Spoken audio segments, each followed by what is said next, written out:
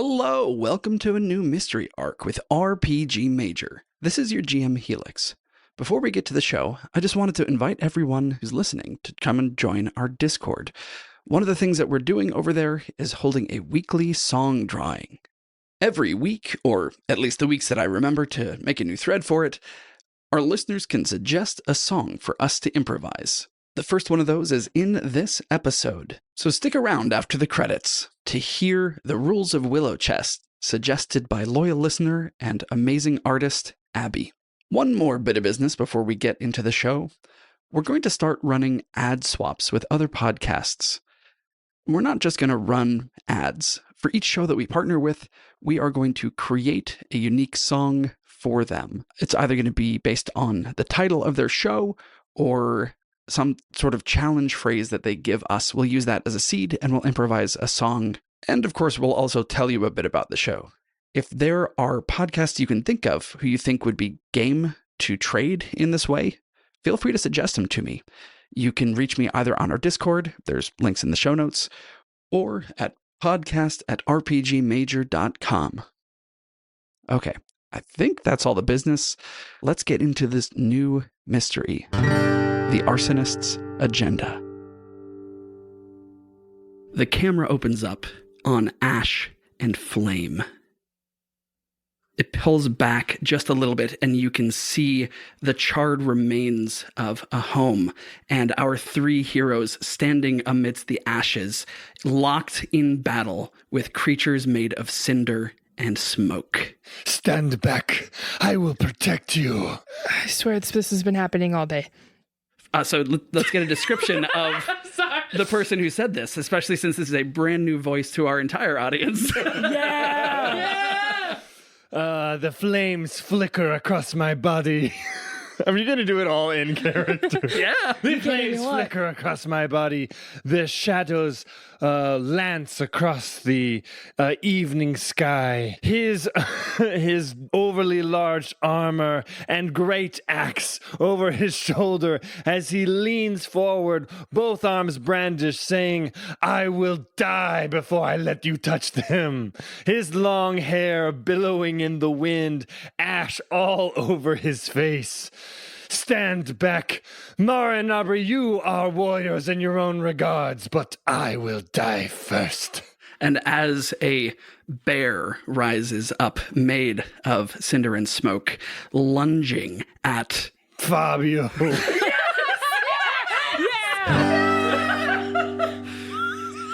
How does Fabio smite this bear? He does a roll forward like a somersault and then jumps into the air and takes his axe and swings in twain right along, like doubled up, eye to eye, front to front, cleaving right between the two eyes. And it falls, returns to being an inert pile of ash. While this is happening, The smoke from the bear comes along and gets in Mara's face, and she coughs and is like, turns to Aubrey, "I really love his enthusiasm, but nobody was expecting to die."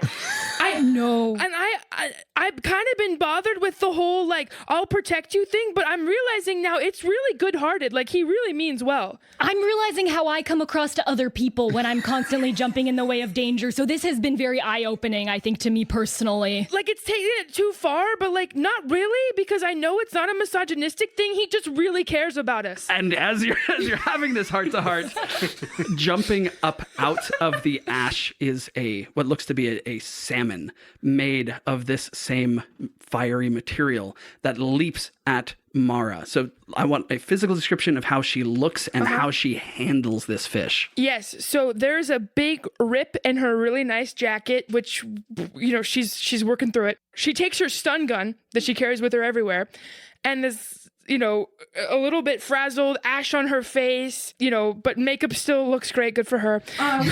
Good for her. Good for her. When's her setting spray? You know? Okay. But she takes out the stun gun. It says, everybody, okay, like, watch out in case electricity is in the air, and tries to shock the fish coming to her. Yeah, it explodes Great. into bits. You sort of see little spheres, little bits of roe rolling away. Exactly. And that's why I always prefer my salmon smoked. Hey. Mic drop. As Mara is dealing with this salmon, Smoked salmon. the form of a great bird is swooping down out of the air at Aubrey. It looks like a corvid of some sort, perhaps a crow, perhaps a raven. Aubrey does what she has been doing all day, which is reaching down to the utility belt that has been hanging on her work pants and fiddling with the snap latch that holds her new axe in place. It has not come out of the utility belt all day. There have been axes flying everywhere, none of them this one. There's only one way to fight fire. She snaps it shut. Not yet. Grabs a panel of partially burned furniture and reaches it up to deflect the bird, bashing it upwards. It tries to peck at her, but as she grabs this panel, launches it up, we see the bird soaring back up into the air, circling around for another pass. And I bet you're wondering how we got into this situation. I am. There could be a better transition for that. Fabio tries to get up and trips on a banana peel. The banana peel that has already been tripped on thrice today. Not again! Record scratch freeze frame. So, hey, everybody. Welcome to a new Mystery with RPG Major. Yeah. You all may not know, one of my goals with this show was to feature some of the incredible talent at musical improv that we have here in Seattle.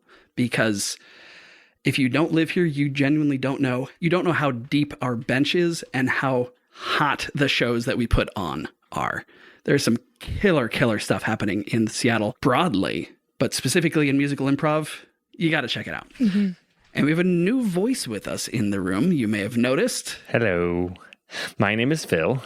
Hi, Phil. Hey. He, him pronouns. Thank you all for having me. I'm really excited to be here. And I'm kind of terrified because, my relationship with D&D has sometimes been a little, dicey because normally it's so slow. I've felt so trapped so many times. And I've tried to do all my homework and be really good and cross my I's, dot my T's, and get everything ready.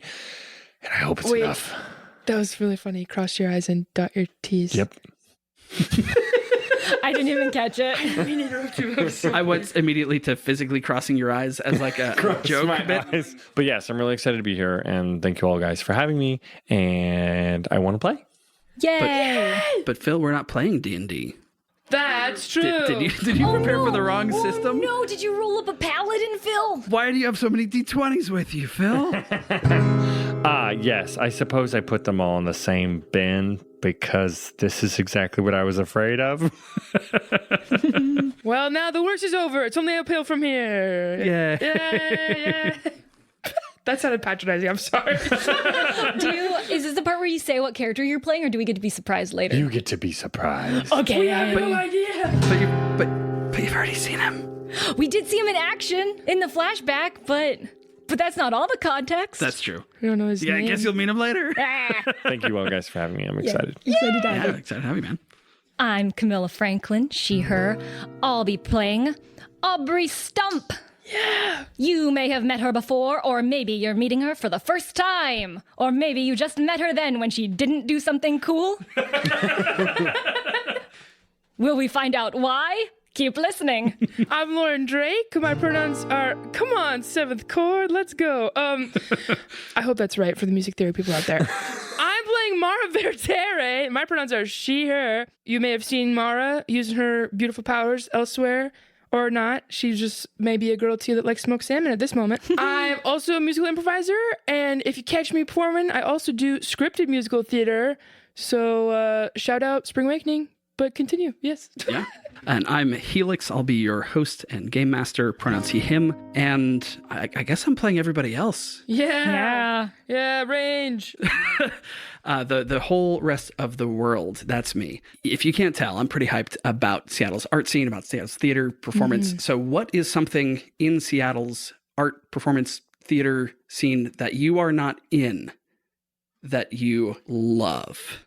And I'm happy to start since I'm posing the question here. There is an annual art show that happens in an art space down in Georgetown, in a space called Equinox, where there are metalworkers, there are painters, there are ceramicists, there are woodworkers, there are people who are doing 3D printing. It is full of installations. It's full of incredible, incredible art. And not all of it's for me, but to get to go and like wander through probably 200 artists' studios while there's, live music playing outside, it is just, I come home with a list of like, if I had a windfall, I would get this, and I would get this, and I would get this. Art shows down at the Equinox. I can go. I'm a huge fan of 1448, which is this weekend-long, twice a year, I think, short play festival where over the course of 48 hours, 14 original plays are written by 7 artists who have 24 hours to write and then hand off to directors and actors, put on 7 original plays, and then they do it all again, which is how you get 14 in 48. So it's 2 marathons, one after another. And there's a live band. There's this incredible community. There are all these like volunteers and people who do it year after year. And I've only ever witnessed it as an audience member, but immediately felt so welcomed and part of something really special, which is this organic creation of joyful art. Heck yeah. I'm going to shout out the Seattle Erotic Art Festival. They have interactive performance art as well as like visual art there. But I'm going to shout out specifically the interactive performance art where it's like every year it's different. You never know what it's going to see. Like the first year I went, there was a person who was this buff person who was dressed as Cruella de Vil and was chasing around a bunch of people dressed as Dalmatians the whole time. And the Dalmatians would like kind of come up and try to hide behind you. And then you had this lovely like, do I sell out or protect this Dalmatian? And you could decide to do whatever you wanted. And it was just the coolest, funniest thing I'd ever seen. Like, both just fun and like, it's the Seattle Erotic Arts Festival, so it's like kind of sexy, but like also just so funny. And there's just like 20 acts like that every time I go. Fantastic. I recently saw, I think, the very first production from this new theater company called the Underground Theater. It was a play called Brown Bodies on a Blue Earth that one of my friends was in. And we went and saw it, and it was in like underneath a gallery in this really amazing space for the story. And it was just like a new way of having a live theater experience because we were close, but it wasn't in like a traditional theater space, but it was like an extremely well-written script, amazing acting, amazing direction, but it was just overall like an experience because of where they chose to do the show, and I'm really excited to see what they do next. Amazing. Dasha Theater also has 2 performances that I love. Their work is very experimental as far as to me, in terms of things that I've seen by format. And I really loved, they do Dice, and they have Dice, I think it's coming up pretty soon. It's running right now. It's running right now? Okay. And they do Shakespeare, but everyone in the cast memorizes the whole thing. And then at the beginning of the show, they randomly assign who they're going to be, which just gives you so much more generosity to what they're doing. And it gives this like certain level of what I'm going to call D'Artagnan, like crazy energy, wherein you're like, wow, that player is probably doing this maybe for the second time to a new character who they never did it to. Yeah. It just makes it so much more fun because there's just this frenetic, like, oh my God energy that just raises the stakes in a very meta way, which is great. And then they also, last Halloween, they did a really cool interactive performance at a mansion. That was Dasha? What's that? That was Dasha. That was Dasha. That was cool. Yeah. So it was like a interactive mystery is the way I would describe it, where the whole house is full of clues and you can like go investigate it, and then they reenact certain parts of it, and you can like invoke moments of history to be reenacted in front of you, and you like discover clues all around, and you have to solve the mystery, and you can do certain actions to invoke magic in the world, and there's a full organ that's played throughout the house, and it's integral to the show. I mean, it's very cool, very interestingly done, and clearly written for the space, which I feel like I rarely see. So those are things that I can shout out confidently. Yeah. Amazing. So we're rewinding in time from that fight scene with the creatures of ash and smoke, and we find Mara in the office. She's currently there by herself. Okay. What has Mara been up to for the last couple of weeks since the last big exciting case? Yes. So in the past couple of weeks, Mara's definitely been putting some distance between her and her mother and her family since that was so intense, and checking in every now and then sort of with her mother now that she's made the promise that she's going to become a little bit more involved. So that's something for her to figure out the balance of, cute and fun. She also has been looking into a bit of the things that she found on the file concerning her aunt, but that is not something that she has maybe shared with the rest of the group. On a different note, she went back to that coffee shop and has been seeing her gal, Jay, a few times. She went to the concert with Jay at the Alligator, and it was a band that Mara didn't really know. But so she's been listening to them a lot the past couple weeks to catch up. And the next time she sees this girl is like, well, I love this song even more now. Yeah, she's trying to keep her cool, but But she's not. No, it sounds not like at she's all. not keeping Not her at cool. all. She's smitten, but is trying to be cool about it. So she's now at the office, going through the paperwork, making sure everything's in order. Yeah, and just has a quiet moment right now, just checking in. It takes a little longer than you expect. Aubrey is not often late. When she said she's going to be somewhere on time. So what was it that kept Aubrey, and how does that tie in with what she has been doing for the last several weeks? So after the events of the last adventure, Aubrey realized that she's been surrounded by fae creatures maybe this entire time, and has been carrying a gift from one of them on her hip this entire time, and has not been called out or recognized, but is realizing that maybe sooner or later that is going to happen, or she's going to need to seek it out on her terms. She's been thinking about the fact that her only clue to what the verdant cycle is someone that she used to know back in the day. And she's not ready to have any of those conversations yet, so she has instead been pushing that down and not thinking about it and keeping the axe close but not taking it out of its belt, and has instead been trying her best to help her former mentor, Van, maybe find a new job. I don't know if I've been able to get in touch with Van, though. That's been a preoccupation for her for the last few weeks. We did not leave them in a good spot. Sure didn't. Do you want to make some decisions about where that is the current state is, or is it just that Aubrey has not been able to get a hold of Van? This might come down to what you tell me. I think that Aubrey has reached out a few times, and if she has been able to make contact, has come out of the gate very too hot with a sort of, I know we don't talk, but you need to trust me. You need to leave your job. You're in danger. You've done so much for me. Let me do something for you. Yeah. And that may be received in some way, or maybe that was a voicemail that was left and not responded to for understandable reasons. That, I think, is where we're going to go with it. Yeah. So you come out hot on this phone call, and then the beep sounds, and you have to start all over again, leaving the message on the answering machine, because when Van answers the phone, it's usually, beep. And then you realized you had been talking and had to work your way back. So yeah, you have not been able to reach Van in these last couple of weeks. I think that then the reason why Aubrey is late to this is that she swung by Van's place just to see if he's there.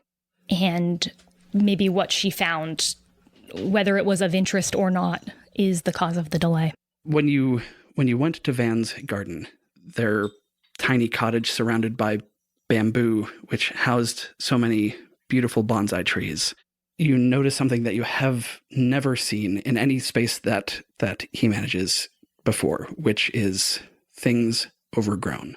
I hate this.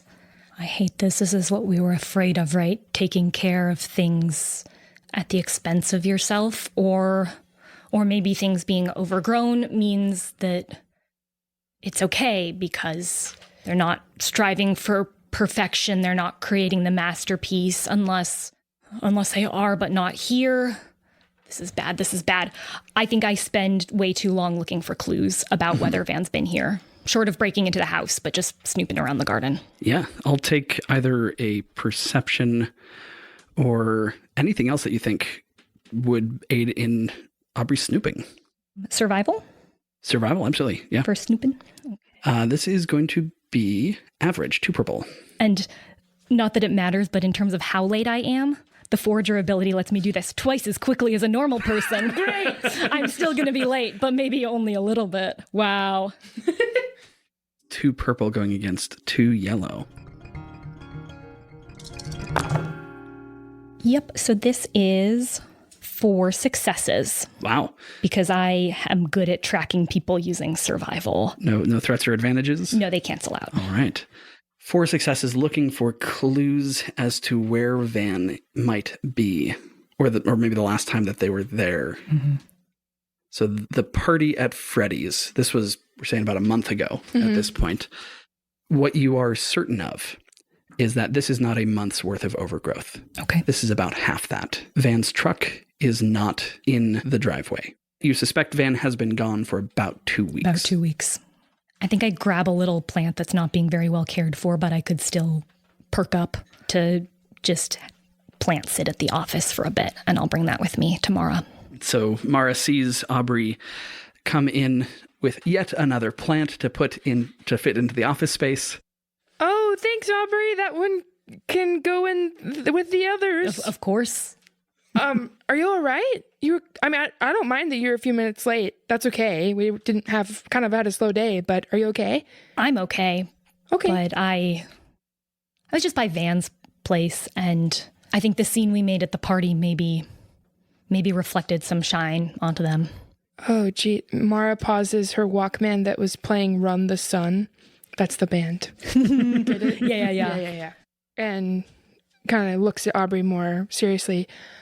I'm so sorry. I didn't mean for any of that to affect. I know how much you care about them, and if you need to take whatever time, we haven't had anybody come in yet. So the good thing is that if we learned anything from dealing with Freddy before, it's that those who fall into his thrall can be taken back from it. I'm hoping it's just that, and nothing more. But he is your neighbor, so. Yeah. If you can snoop on the garden just a little bit, maybe. I'm spending more time at home now, truthfully. Wait, how's that? Oh, it's so great and fine and not at all really internal storm at all, really. It's nice that my mother has kind of opened things up again in terms of some sort of bond between her and I, but man, is there a lot of scary stuff going on, but that's all right. What do you do together? Mara, the work that she's been having you, and you can answer what do you do together however you want. The work that she's been asking you to do is going and making connections around town, having lunch with, a younger person who's staffing someone on the city council, having cocktails with somebody who works closely for Craig Byte. Right? These are people who are adjacent to power, and she's making sure that you are cultivating relationships on the behalf of the Verteres with these folks. She's kind of, you know how sometimes you send one of your friends into the party first to kind of scope it out? And, yes, I do that every party, and it's you who does that. Yep. So that's a weird, fun thing you and my mother now have in common. Wow. Oh, I'm so sorry. Yeah. No. You know what? It's actually fine. I'm actually getting able to meet a lot of people that I can use to benefit her, but also us and our work as well. So it's not been so bad. To Jay, it looks like I'm going on a lot of other dates, so I'll figure that out later. But I think she's relaxed enough that it wouldn't be an issue. You hear a polite knock at the door. Oh, I'll walk over and gingerly open it. I'll tidy up the desk real quick. I am so sorry to interrupt. Oh, hello. Come on in. My name is Fabio, and I am in great need of your help. Mara's caught off guard a little bit by the dialect. She doesn't meet a lot of people. Also, Let's give Fabio's can we physical give a description. Besides the long hair, which we know. There is a man in like a fireman's jumpsuit, like what you wear not when you're necessarily in full gear, but before the full gear. And, he's standing with his arms behind his back in a wide stance, and he's huge. Okay. He's huge. The And polite knock is crazy. and he is sort of like leaning, like trying to be polite, but he's like leaning forward with a certain intensity, and he's like sort of glaring, but like trying to be earnestly glaring. Well, sir, you've come to the right place. I'm Mara. This is Aubrey. What is your name? My name is Fabio. Fabio, it's great to meet you. Please have a seat. I look at the chair and think there's no way this big of a man is going to fit in the chair like that, and quickly gesture to the couch. Thank you very much. I very much appreciate it. I don't fit in most normal chairs. That's okay. We're here to make everyone comfortable. What can we help you with? I am in great need of your services, for while the chief inspectors do not feel the same as I do, I think there is great, perhaps minor, but possibly great disturbances Where? in various houses across the city. You see, I am a fireman. Oh, that's why you're okay. Yes. That's wonderful. I am a fireman. It is a great volition and calling, for you see, it is important for people to have a mission. And I have chosen this mission over these last 5 years of my life. What's your mission? Fireman mission? As a fireman. My mission is to save lives.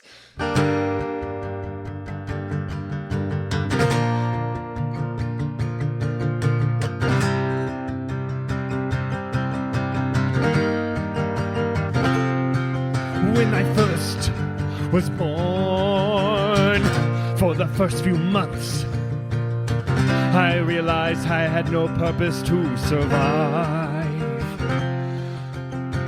I did not know why. I had no drive, and I had to feel like a useless lump. My mother said to me, Fabio, you see, you had before had such a noble cause. But then I went out, and I saw a man. Who was that? Who had fire in his eyes. Major Thompson, it said on his badge. Hi, I'm Tom. And then he changed my life. Oh, you're pretty big. Have you ever thought about fighting fires? He was running out. My God. He said, I have no time. I gotta go, but... So I jumped onto the back of his truck. You can't... Not yet. Not yet, my guy. Thompson changed my life. Major Thompson changed my life. With fire in his eyes. Fire in his eyes. Major Thompson changed my life. What? Who, me? I wanted his passion in my eyes.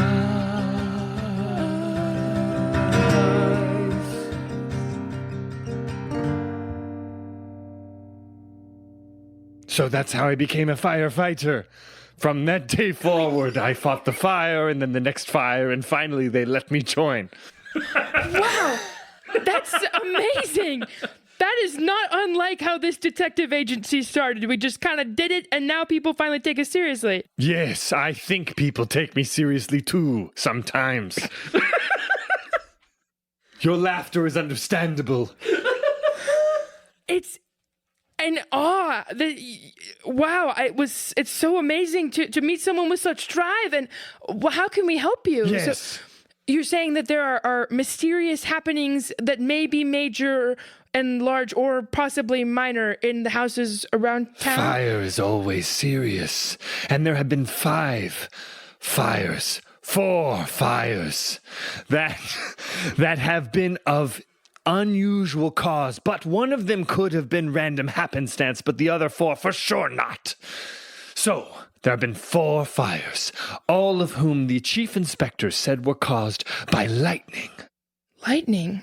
But lightning is an unusual event, much less to have been caused by fires, and the last fire was 20 years ago. The last lightning-caused fire was In the city. in Foxglove. I wasn't here, but I looked it up. That's okay. We were like 4. And I did not exist at all. Wow, you have such ambition for being 20 years old? I am actually 5 years old. I will be honest with you. It is.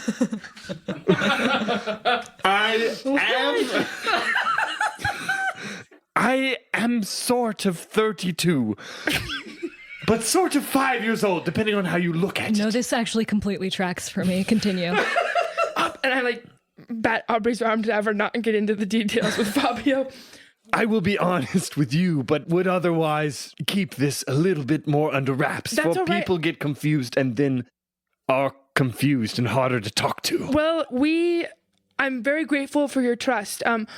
Can you tell us where these fires have been happening specifically around town? And if the site is still there, maybe we could go look around? They seem to be randomly placed Okay. throughout the city. I found no pattern myself. I do have 4 addresses that I could give to you. Yes, that would be great. Great. But I immediately start plotting the addresses on a map to see if they make a weird runic shape.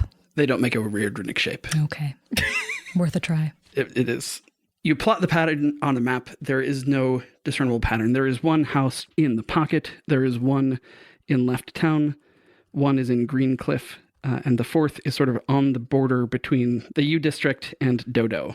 Fabio always follows his gut, and his gut says something is amiss. These fires could not be of natural cause, for the probabilities are slim to none. And while the inspector on site says that they were all caused by lightning, I cannot just stand and watch. And I'm afraid more may come. Were you able to witness the fires as they were burning? Do they look different in quality to you at all? Yes, I did watch the fires, and while they did not look at any way different, there were two of the fires did smell unusual, one of tobacco and one of sage. Interesting. Okay, good to know. Aubrey, did you get that? Yeah. I mean, those are things that could have been burning anyway and No! got out of control. No, I'm not saying that. We're with you. I'm the first person to believe you that there is something strange going on. Normally, fires just smell like burning wood and asphalt and normal urban things, but the whole place smelled like tobacco. That'd be crazy. Right. Yeah. That's a lot of. And or I guess you'd have to have a whole lot of sage in one house. And I didn't see any sage, but I didn't look a lot, and sage would just burn. But it was really weird. Well, should we then ask you? You're coming to us independently, not Yes. with the entire fire squad. Is there a level of privacy that we need to maintain with this investigation? Are you fearing that your job may be at risk, or can we investigate these openly? No, I'm not afraid of any people knowing I do what I do. Right. And if anyone knows, caution to the wind. Yeah. That's what I always say. She looks to Aubrey like... That is what Mara always says. I get out of my chair and I sort of walk over to you on the couch and sort of make really, really equally earnest, intense eye contact and say something I want to understand about you up front. When you say you think that there might be another cause that's not natural, does that mean supernatural? I do not know. Do you believe that the supernatural exists? I know that it exists. How? Well, I suppose you could say I am supernatural. Okay, can I do a perception check? Yeah. That is how we tend to come by ages like that. What are you trying to figure out? Like maybe just some things from his appearance that. Sure. Well, I guess like we could keep talking because he seems kind of open, so we could just. Yeah. I could just ask him. I mean, you can always, if you're worried you're being lied to. Yeah, I don't think so though. Not yet. Okay. When you say you are supernatural yourself, is that something you feel comfortable sharing more? I am not really a real person. I am a real person, but I was conjured from a book. Really? Yes. I am from the Fabio Chronicles. Perhaps you have read them before. Whoa, that's where you're from. I swear to God, I recognized you somewhere. Yes, I was, or maybe never was, depending on how you look at it. I am the Pirate King Fabio from the books. Oh, Mara goes so red. I thought you looked familiar. Huh, I totally think I've seen like a friend maybe reading those and like the spin-off series and the sequels. Like I had like a friend in high school and she was like obsessed with them and your character and like it was just so weird and her friends had to be like we'd be like calm down, like, you know, he's not real, but like obviously he is, so maybe I should tell her that she was right the whole time. Technically, I was not real then, but am now. So that's why 5 years ago you came out of the book. I was conjured by who I now call my sister. I was conjured by a young woman who got a book. And she made sort of like a spell wish thing, and now I exist. She's so real for that. Okay, that's under her breath. But it was weird because I was much older, but Right. we made fast friends, and her family took me in, and now You fight fires. I fight fires because Wow. it was very hard for a little bit until I found my passion, which is fighting fires and saving lives. That's kind of poetic for a pirate and spending his life on the sea now to be fighting fires. I said that out loud. Aubrey, that's... What do you have to say about this?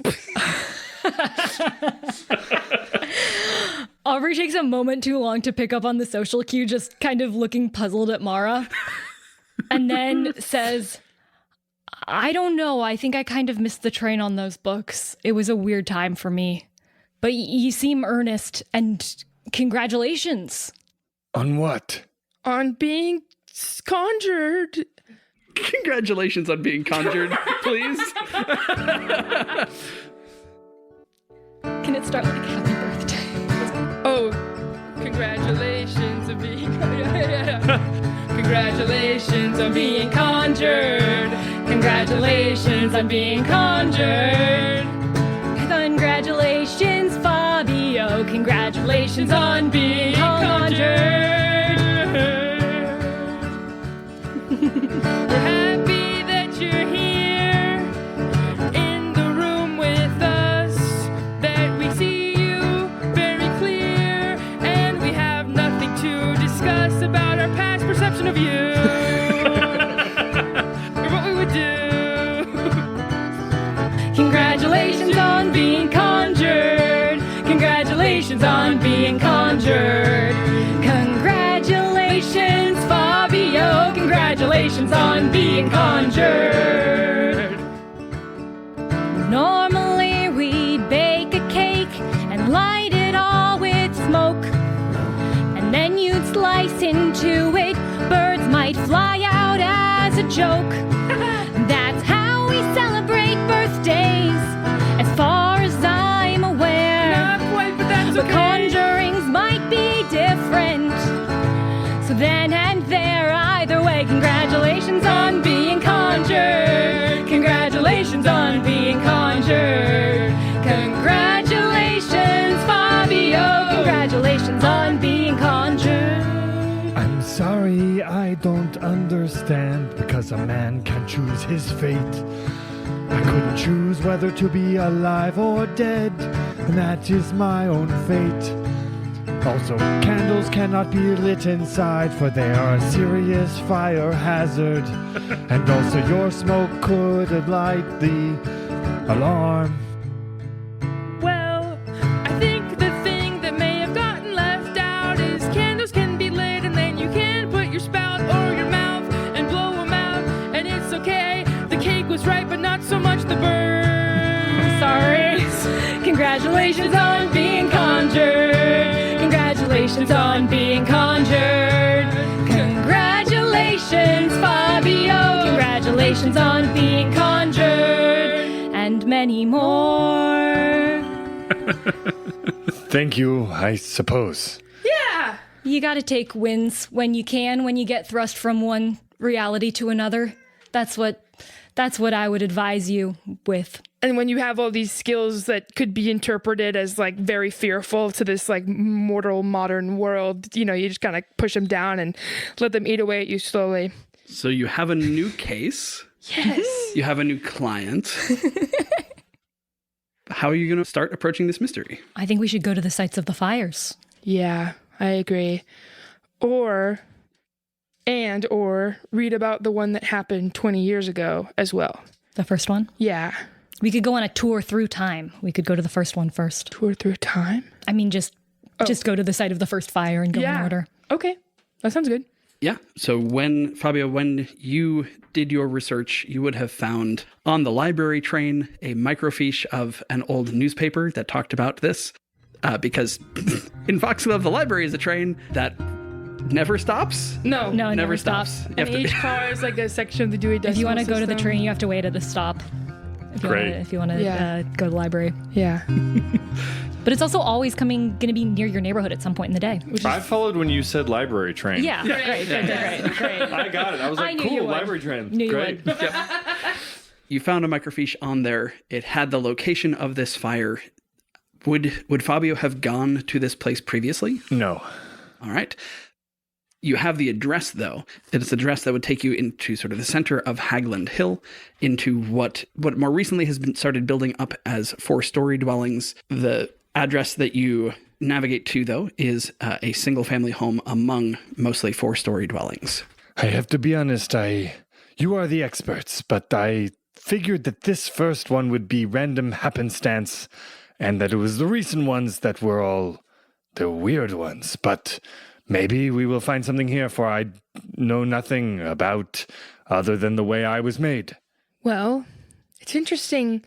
So is the house burned? It's the ruins of what happened, or this is the site and those have since been cleared and there's a house? Yeah, so this is 20 years later. Yeah. There's a relatively recently built, like 20 years old house there. Interesting. Sorry, just to clarify out of character, is this the fifth one that we added as a joke, or is this one of the ones that was of interest? So there are 4 that are of interest. Okay. The 5th was a misspeak. Yes. This one is the one that was 20 years ago. Okay, so this is one of the 4 houses of interest. This is not one of the 4 houses of interest. There are 4 that have burned down within the last month. Okay, I'm sorry then. are I was 5. confused. No, I think that's we on should me. go to the houses of interest. That's what I meant.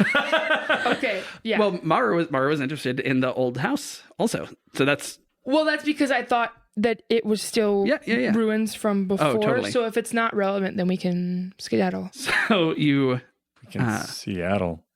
Seattle You- skedaddle. yeah, you knock on the door, you have a brief conversation with a lovely older lady named Edith.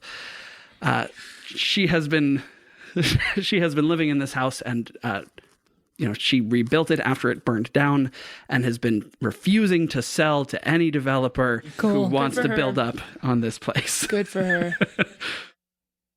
And that's all that happens at this house. Great. She's adorable. We have a lovely time. Yeah. And then you head to the next house. Yeah, and at a certain point, I think on the way, I want to pull Mara aside a little bit discreetly and just sort of say, I'm feeling a little bit weird about this. But I'm acting really normal, right? I'm acting really chill and normal. And I mean this with like love. For your standards of chill and normal, you're great. I couldn't tell that you're feeling a bit frazzled. Okay. Is it just because of him or because of the situation? Or both?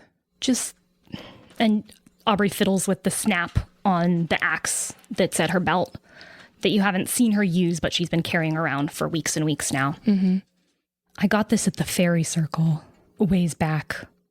The Kaliak left this for me at the fairy circle, and it's not a fireman's axe. It's an axe for starting fires. Oh, I haven't taken it out. no. I haven't swung it even.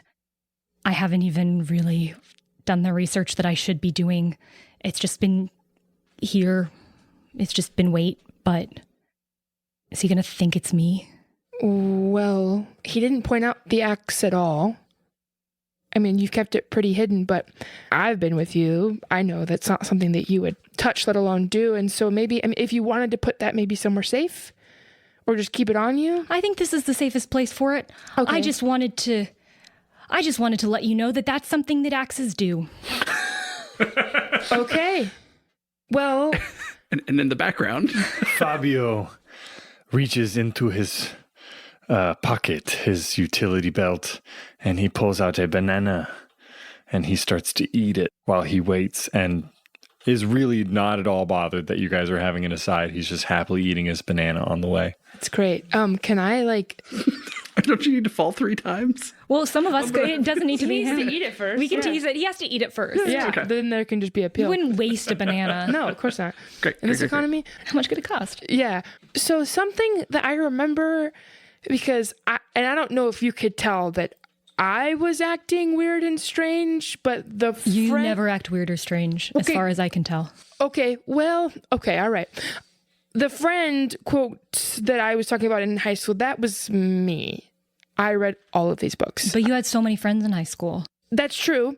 And so then what the nice thing is that saying something like that, nobody would bat an eye in the group of 3 of us because, that's a very plausible story. And I did have friends that liked the books, but I was deep down the rabbit hole with them. Oh, so is this fun and exciting for you then? It's weird, truthfully. It's just odd because, but I remember in the books that the character of Fabio, well, so in the second spinoff series, 3rd book, what was really interesting to me as a reader, because everybody else really liked the prince, but I kind of focused on him, which we could get into later. The story that happened there was this princess and he was talking with her, and every time she was in danger, he would just say that he was gonna die for her. And then that kind of carried on thematically throughout the rest of the books. And I thought it was kind of a writing flaw that just any semblance of danger, he was just willing to risk his life. So that's just something that we should be aware of and maybe let him know that is not super necessary in the real world. Sounds pretty normal. Now, oh, okay. This is a cool thing that maybe you and him have in common. I have a lot in common with a lot of people today, huh? Yeah. Okay. Well, hey, Aubrey. Hey, I mean, and Maura kind of playfully punches her shoulder. Yep. If you've got a lot in common with him, I mean, maybe you should go for it. What? Okay, yeah, never mind. My bad idea. Let's go check in with him, shall we? As we walk over, Aubrey slips on a banana peel. Wait, is Aubrey slipping up banana Yeah. peels? I thought. It just slips are gonna happen. There's Okay, great. great. Oh, I am so sorry. I have thrown this banana peel upon the ground. You should grab her hand Let and me help her up. help you. Yeah. I get up. Oh, good. You are not injured. No. I do a lot of outdoor labor for work, so I slip on stuff all the time, really anytime there's been rain, which is often. Let me get this banana peel and put it in my pocket as it should be. Okay. So we I roll think- up to the first Aubrey is for the first time clocking someone else's behavior as unusual. And it's so weird to her that she's like, have I become normal? Have I achieved normalcy? Or maybe my meter's just so bad. Is this how I come off to other people? She's just really intently doing a sociological study on this book man. How can I help? I do not know how to assist you in your investigation. All I can do is look for danger and give advice, but I know not what to say, for I am not one to understand the deeper workings of the other side. Well, maybe first we can see if we can determine where in the house the fire started. Yes, if anything, your fireman skills will be the most helpful at this first stage. Yes, I do know about fire. Great. I can help this way. Okay, wonderful. So as you arrive at this first house, we'll say this is the one in the pocket. This burned first. This is the house that first burned 2 weeks ago. Okay.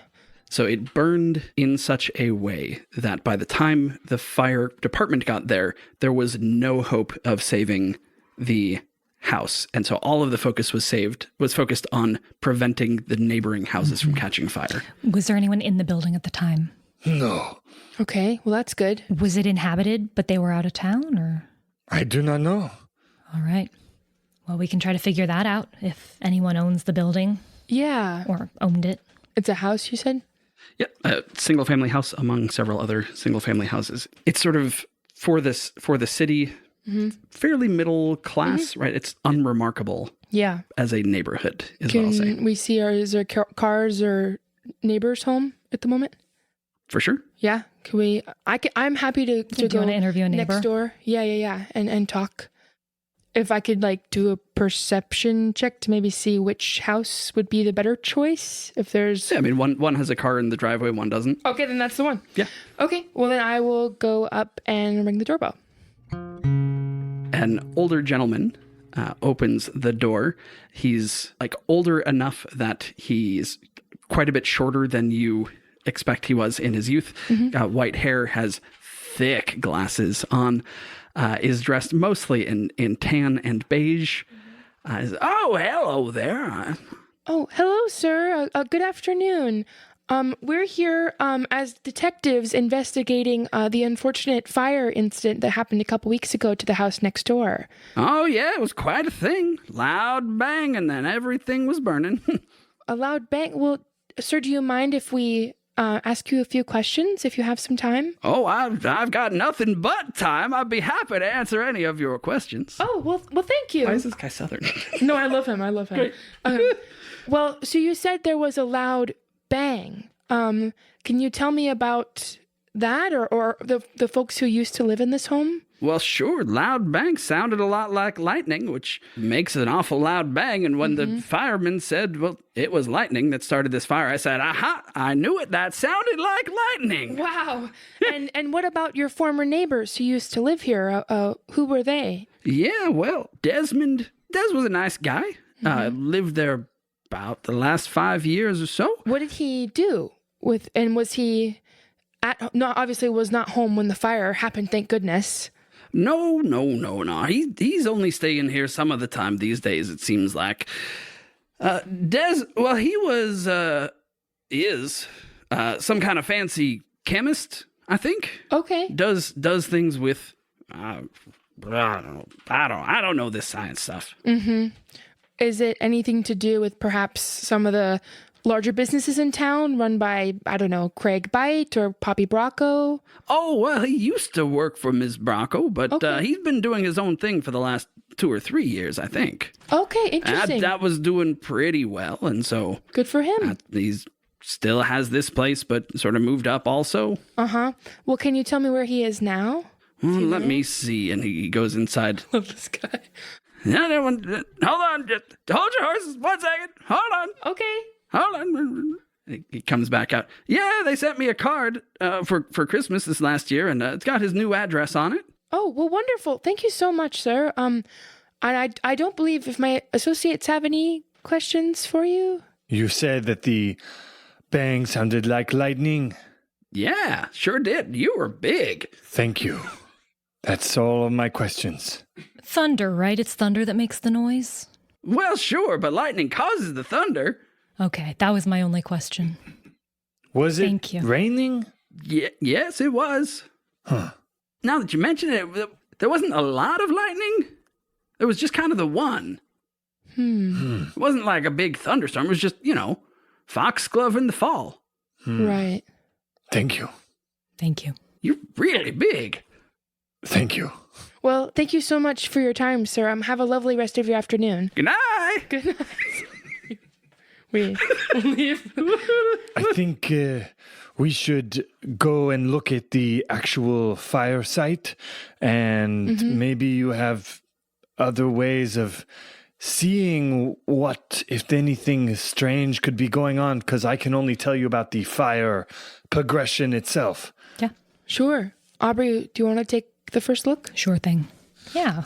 Can I tell them about like fire stuff? Like look at the space and be like, well, if it was lightning, it would come from here, or do any analysis of the fire progression?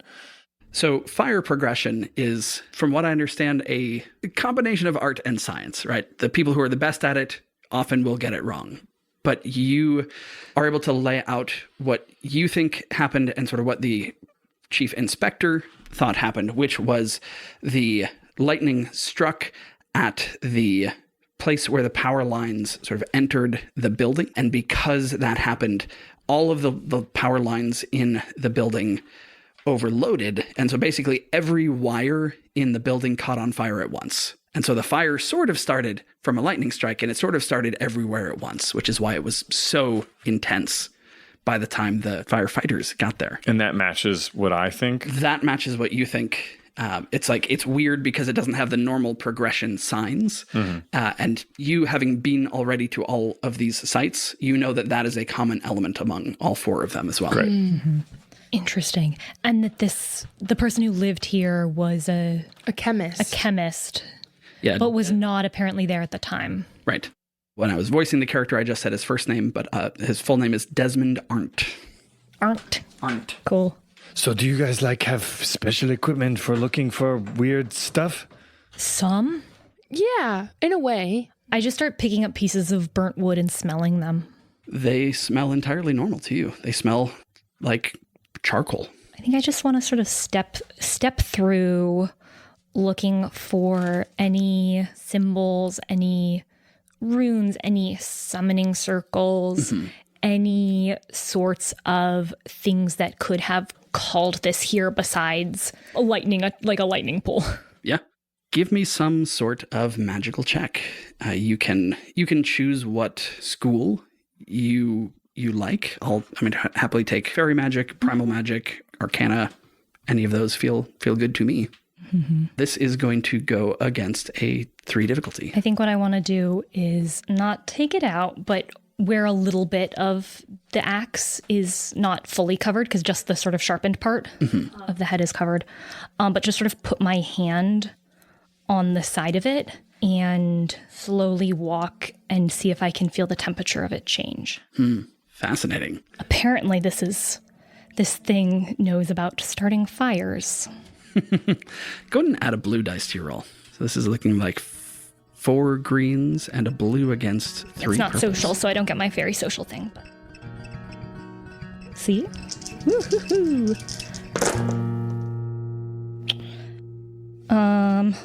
Well, it's not very good. Afraid. A lot of blanks. It is a failure, but 3 advantages. Failure, but 3 advantages. Maybe I burn my hand. If you want. I think I just have to pull it away. So I think the advantages here is that you see something that seems out of place, and it doesn't really rise to the level of conscious thought. You can't quite put your finger on what seems out of place.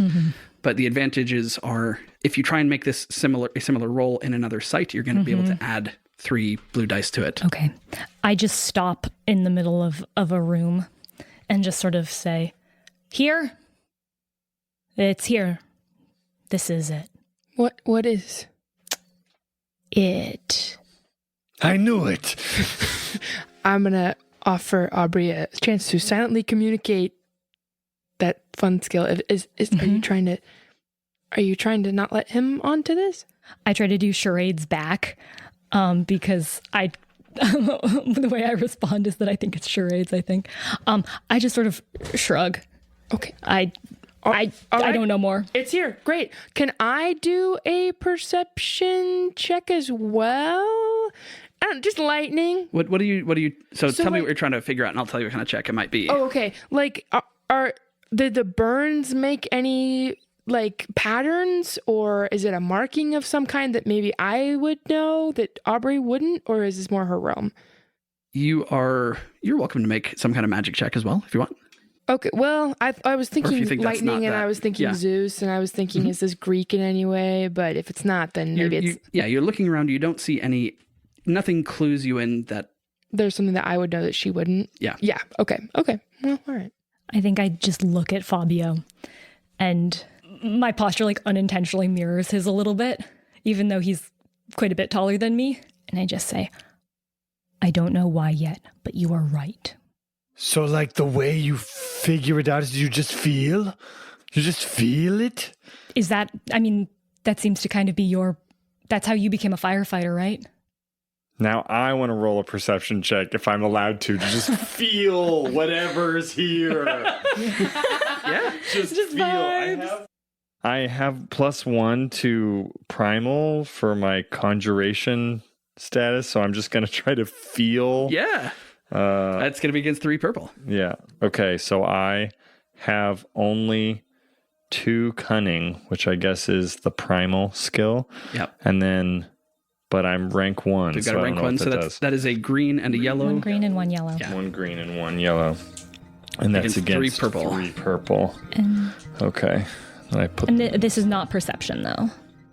Well, this Right. is trying to suss out what is happening magically. I'm wondering Yeah. if I can use Do I heightened use awareness my magic skill for it? to... Or do I use my perception skill? This is going to be primal. Okay, because I have really high perception. Yeah, But I think it's magic. you've already gleaned what you can just by looking. Great. And so trying to get a sense for what's going on magically is what's happening here. I have 2 suns and a lot of targets. Oh, and so this 1 is X. cool. So you do succeed because you have more suns than X's. Okay. But there's some disadvantages because there's more of those little triangle circle guys than there are arrows. So there's some threats. But you Cool. did do it. Nice. Yeah. So do I perceive things first, or do the threats happen first? So here's what you'd know as you sort of open yourself up to magic in a way that, I've never done before. oh, I just feel it. Yeah. You open yourself up and you sort of tap into nature, lightning, a fantastically powerful source of energy in nature. And you can feel something that has faded, and so you can't tell exactly where it leads to, but there is a bridge that existed in the spot where you are standing. One end of the bridge is precisely where Aubrey said, this is it. It's here. And then it reaches off and seems to be free flowing in the wind. So there was a connection, but the connection has been either severed or it has decayed over the last couple of weeks. But something connected this point to somewhere else, magically. Let's talk threats. There are 3 threats. I have some ideas of what these might be. I would be terrified of the things that I just felt. That's terrifying. I feel like this is a guy who feels too much and hurts too deep, even if he doesn't show it, you know? Sweet jeepers. I feel so much like a windsock, just float like a flag floating in the breeze. And something has happened here, maybe terrible and maybe wonderful. And it leads somewhere. And it could be these power lines, and it could be me, and it could have been lightning itself, but I don't know. And something has happened, and I'm should I ever feel like this again? What are the threats? Or are those I'm not sure yet either. I don't even know how a threat manifests. So Oh no, that's fine. for me, I just chose wanted- terror. No, that's great. I think I run over and just sort of like grab your shoulders and try to like calm you down. Just like sort of sit with you for a moment. Be like, hey, you're right here. You're right here. Breathe with me. Oh, you have a lot of lung capacity. Okay. Yep, you're the wind. The wind is moving through you like a windsock. Just like that. Maybe a little bit more. Sorry, I'm gonna count.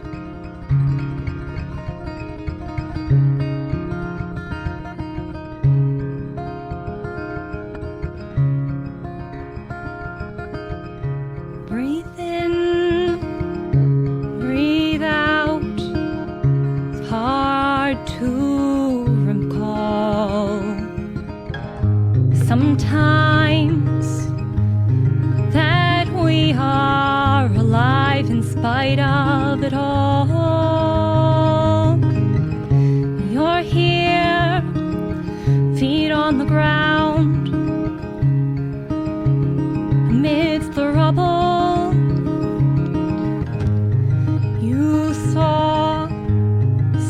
thing, but stood firm through the trouble. Breathe. You're alive, so breathe with me. Breathe.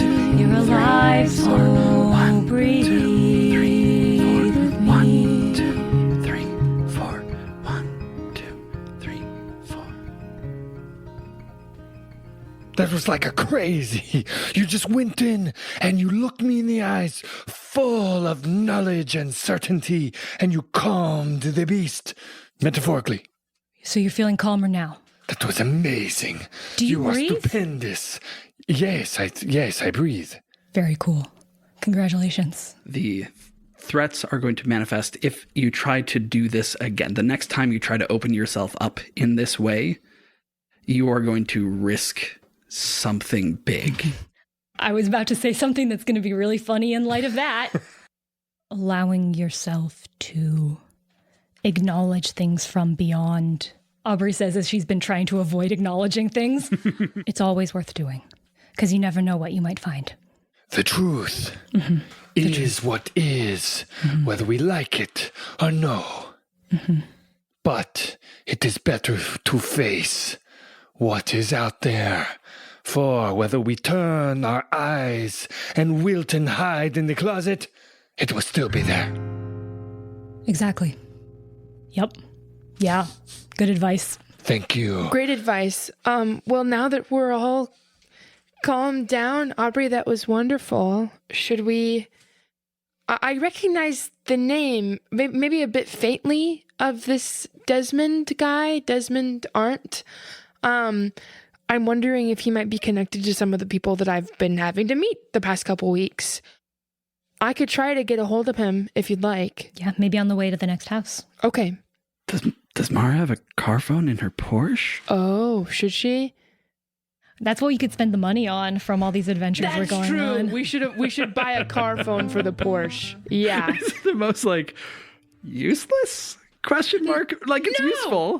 Why? No, this is great. This is Because we're always privacy. trying to have conversations on the way to places. Yeah, and we stop at the phone booths, but who knows when those are going to be not safe anymore. Sure. We need a private place for conversations. That's great. Let's spend our money. Let's do it. Yeah. We were talking about before how we weren't quite sure what to spend our money on. Yeah, but now we know. So now Car we know phone. it's a car phone. Yeah. For the Porsche. So it's really nice. No, too. but then we're going to have to take Mara's car everywhere. And it only seats 2. And with Fabio, that's really interesting.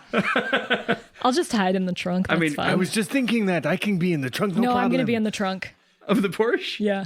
Sure. No, it's me. Okay. Well, Aubrey, if you want the trunk, I'm not going to stop you. No, I will go in the trunk. No, It you're is so proper. tall. You're so tall. I could not watch and witness someone else being more uncomfortable than I. I will go No, into you've the never trunk. ridden in Mara's car before. You should, please. The engine's in the rear in the Porsche, so you have to go in the front. Front. Oh, it's the front. It's funny if Okay. neither of them know that. Yeah, neither of us. Oh, well, before we make that call, guys, just so you're aware, the trunk is in the front of the car. Fabio, this is... Mara gets a little uncomfortable. This is a very nice car, so it's not like maybe the pickup truck where you could just go in the bed of the truck. But unfortunately, if we're taking the Porsche, you'd have to be in the front of the car, which is quite small. And even though Aubrey is also quite tall, and I hate to do this, but it might make more sense if she's in the front trunk. Will it be more comfortable for you if you are in the seat or in the trunk? The front. Which one is more comfortable for you? Tell me honestly, do not lie, please. The frunk. Is more comfortable. Yeah. In the dark. Sure. Sometimes small spaces can be comforting. Then I will sacrifice myself and I will sit in the normal seat. It's actually quite comfortable, Fabio. I think you might like it. I will sacrifice myself It's and like I will leather sit. seats. It's really nice in there. I will take the burden of the normal seat. All right, sounds good. So Okay. I open. Aubrey feels bad about lying to this man. And Aubrey gets in the front. And so Aubrey contorts herself both socially and physically as our intrepid investigators begin following clues with a new client and companion. Clues that end among swirling ashes and flames. Join us as they press on into this puzzling pyromania next time on RPG Major. Fabio is played by special guest Phil Guerin. Learn improv from Phil in the comfort of your own home by searching for Improv from Zero on Udemy, or find his book, The Very Practical Improv Survival Guide, on Kindle.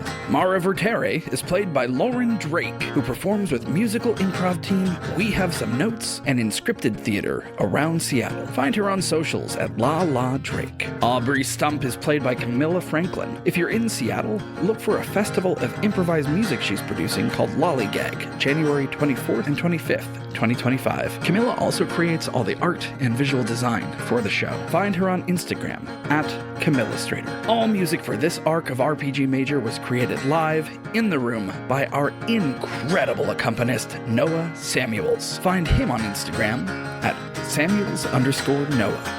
And I'm Helix. I perform with musical improv team We Have Some Notes and Jet City Improv. If you want to chat, you can find me and the rest of the cast in our Discord, and find the show on social media at RPG Major. And if you would do us a huge favor, tell somebody else about this show. It helps us a ton. All right, we'll see you next time.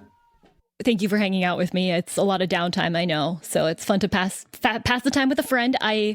Yeah.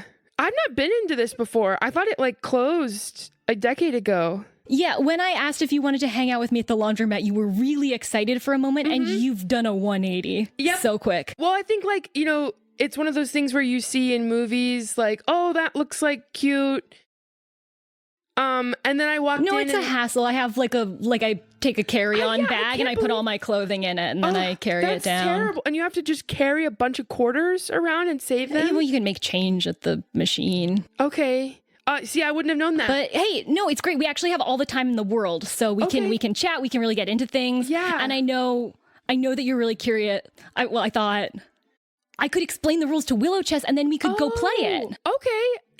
There was a grove that had a weeping willow in it, not too far from here. Great. So so I do need to explain the rules first, though. Yeah, go for it. I'll just be listening to you and not get distracted by any of the laundromat stuff at all. Okay. Great.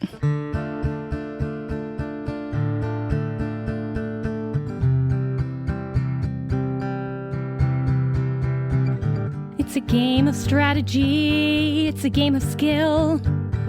If you can master it, then no one will. Oh.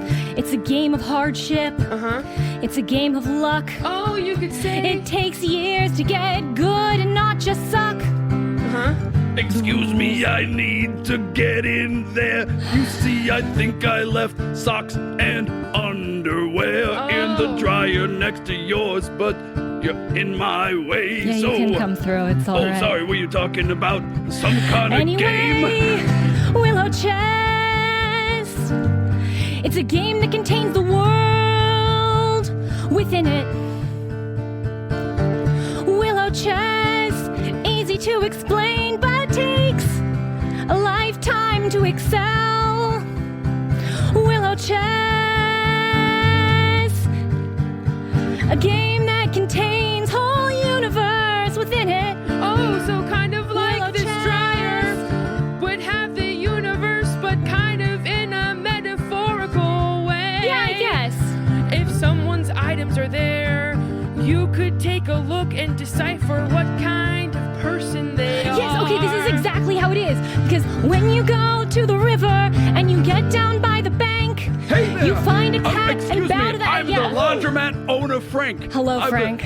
I'd like to thank you for being a loyal customer. Yeah, mate. I see you in here every October and November. I am. And other months too. Okay. It's just the ones that I thought of. Yeah. So here, can I give you this laundromat branded pair of gloves? Thank you. Actually, gloves are one of the tactics used by the cats from the Ocean Isles and the Southern I Porch. don't want to hang out at the laundromat. I want It to go protects your hands from the Oh. more serrated leaves. I know that kid. I used to babysit him. I'm gonna go say hi. hi, Mara. Nice to see you. Hi, James. How Oh, you wow. doing? Oh, you're so big now. Oh, you too. Oh, you don't. Oh, no. I'm just. It's a game of strategy. Mom says I'm big. It's a yeah. game of skill. Well, I'm sure that if you keep If helping you her won't out and listen to eating your me explain vegetables, it, you'll then grow big and you strong. I don't like broccoli. It's a game Me containing neither, the James, whole but you know what? universe I still within am it. big. Okay. Moments to explain, but a lifetime to See you learn later, how to win James. it. Willow Bye. chess. Sorry, Aubrey, I totally lost what you just said. That's okay. I'll actually start from the beginning, and Okay. we'll really get through it this Oh my time. gosh, Aubrey, my mother's calling me. I need to take this okay. and step outside. Yeah, of course.